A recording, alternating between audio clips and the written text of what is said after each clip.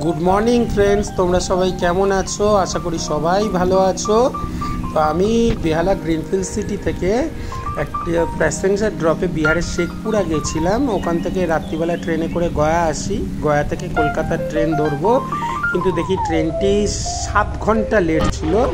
সকাল 4:30টার জায়গায় 11:30টা টাইম হওয়াতে আমি গয়ার কাছেপিঠের দর্শনীয় স্থান যেমনি বিষ্ণুপদ মন্দির ও সীতাকুণ্ডে ঘুরে আসি। তো টোটো করে সকালবেলা 8টার সময় সোজা আমি চলে আসি বিষ্ণুপদ মন্দিরে। এই যে দেখতে পাচ্ছেন, আমি টোটো করে সোজা চলে আসি আমাদের গয়ার বিষ্ণুপদ মন্দির। এটা গয়ার বিষ্ণুপদ মন্দির, কিন্তু এখানে একটাই অসুবিধা, মন্দিরের ভিতরে ক্যামেরা বা মোবাইল কোনো রকম ছবি তোলা সম্পূর্ণ কঠোরভাবে নিষিদ্ধ। তার জন্য একটা মোবাইল ঘর আছে। এই মন্দিরের চারিপাশের পারিপার্শ্বিক দৃশ্য আপনাদের দেখানোর চেষ্টা করছি। গয়া এমনিতেই একটা খুব সুন্দর তীর্থক্ষেত্র, যেখানে আমরা পিণ্ডদান করতে যাই পূর্বপুরুষদের। তো এখানে আপনি প্রেতশিলা, বুদ্ধগয়া অনেক কিছু দেখতে পারবেন, কিন্তু আমার হাতে অত সময় ছিল না বলে দুটো স্থানই আমি দেখি। এক হচ্ছে আমাদের এই বিষ্ণুপদ মন্দির ও সীতাকুণ্ড। এখন আপনারা আমার সাথে আছেন বিষ্ণুপদ মন্দিরে। দেখুন, এটা মন্দিরের বাইরের পারিপার্শ্বিক এরিয়া। বিভিন্ন সামগ্রী বিক্রি ছোটোখাটো দোকান বসেছে, যেখানে ঠাকুরের জিনিস, রুদ্রাক্ষের মালা, বালা এইসব কিনতে পাওয়া যায়। সামনে আমাদের শ্রাদ্ধের কাজের ঘরগুলো আছে ছোটো ছোটো। এই সোজা আমি মন্দিরের দিকে এবার চলে যাচ্ছি। আমাদের এইটা হচ্ছে মন্দির, বাঁদিকে মন্দিরের ঢোকার এন্ট্রেন্স। এই যে বিষ্ণুপদ মন্দির, এটা মন্দিরের চূড়া। এইটা হচ্ছে মোবাইল ঘর। এখানে আপনাদের ক্যামেরা, মোবাইল, যাবতীয় জিনিস 5 টাকার পরিবর্তে জমা রাখা হয়, কারণ ভেতরে মন্দিরে ক্যামেরা, মোবাইল স্ট্রিক্টলি প্রহিবিটেড। এই মন্দিরের ভিতরটা আপনাদের দেখাতে পারবো না, বাট একটু বলতে পারি, গয়া স্টেশন থেকে 4 কিলোমিটার দূরে অটোতে 25 টাকা ভাড়া দিয়ে আপনারা বিষ্ণুপদ মন্দিরে এসে এখানকার বিষ্ণু দেবতার চরণ পাদুকা আছে, এটা আপনারা দেখতে পারেন। এই যে মন্দিরের এন্ট্রান্স গেটে সিকিউরিটি আছে, এখানে চেক করে তবে ঢোকানো হয়। এই আমাদের মন্দিরের চূড়া, বিষ্ণুপদ মন্দিরের ভেতরটা অপূর্ব প্রাচীন কলাকুশলীর নিদর্শন পাওয়া যাবে। ভগবান শ্রী বিষ্ণুর চরণ পাদুকাও আপনারা দেখতে পাবেন। প্রচুর দর্শনার্থীর ভিড় হয় এখানে, সারা বছর লোকের ভিড় থাকে এখানে। তো এই তার পারিপার্শ্বিক এরিয়া দেখিয়ে আমি সোজা আবার টোটো করে চলে গেলাম সীতাকুণ্ডে। আমি অবশ্য টোটোটা ভাড়া করেছিলাম, 200 টাকা দিয়ে রিজার্ভ করেছিলাম। আপনারা রিজার্ভ না করলেও ভাড়া হিসেবে 25 টাকা 30 টাকা করে গয়া থেকে 5 কিলোমিটার দূরে হচ্ছে সীতাকুণ্ড, দেখতে পারেন। এই যে মা সীতার চরণ পাদুকা, বাইরে সবাই পুজো দিচ্ছে। এখানে রাজা দশরথের পিণ্ডদান করার সময়, আমরা সীতাকুণ্ড মানে কোনো পুকুর না, রাজা দশরথের পিণ্ডদান করার পর মা সীতাকে রাজা দশরথের আশীর্বাদী হাত উঠে এসেছিলো, এই হাতটাই এখানে আছে, ওটার নামই হচ্ছে সীতাকুণ্ড।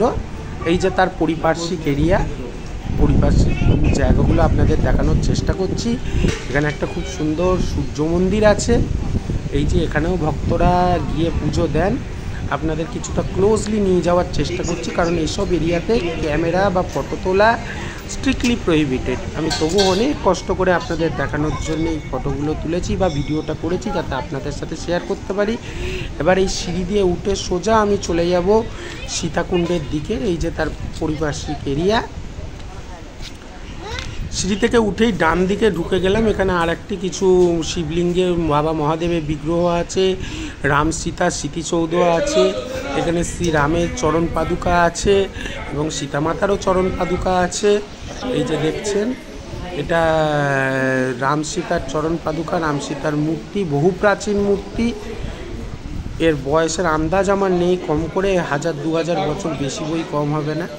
এই যে শ্রী রামের চরণ পাদুকা আছে এবং মাতা সীতারও চরণ পাদুকাটা আপনাদের দেখাবো। ওখান থেকে নেমে সোজা বাঁদিকে চলে গেলাম। দেখতে থাকুন বন্ধুরা আমার সাথে সীতাকুণ্ড। এই যে চারিদিকটা দেখুন, ওখান থেকে নেমে সোজা বাঁদিক করে নেমে আবার ডান দিক ঘুরলে এই যে সীতা মাতার চরণ পাদুকা এখানে আছে। এখানেও সবাই প্রণাম করে, পুজো অর্চনা করে। বহু প্রাচীন একটা নিম গাছ আছে এখানে। এখানে ভক্তরা দর্শনার্থীরা পুজো দেন। আর এই যে ছেলেটা বসে আছে এই ডান দিকে, এটাই হলো সীতাকুণ্ড, যেখানে রাজা দশরথের আশীর্বাদী হাতটা উঠে এসছে। এখানেও ভেতরে ক্যামেরা স্ট্রিক্টলি প্রহিবিটেড, বাট অনেক কষ্টে আমি লুকিয়ে ছবিগুলো বা ভিডিওটা করেছি শুধুমাত্র আপনাদের সাথে শেয়ার করার জন্য। দেখুন হিন্দিতে সীতাকুণ্ড বলে লেখা আছে। এই যে মন্দিরের বিগ্রহটা হলো হচ্ছে দশরথের হাত বা সীতাকুণ্ড, এটাই অরিজিনাল সীতাকুণ্ড। বহু ভাগ্য থাকলে এইসব জায়গার দর্শন হয়, আপনাদের সাথে শেয়ার করছি।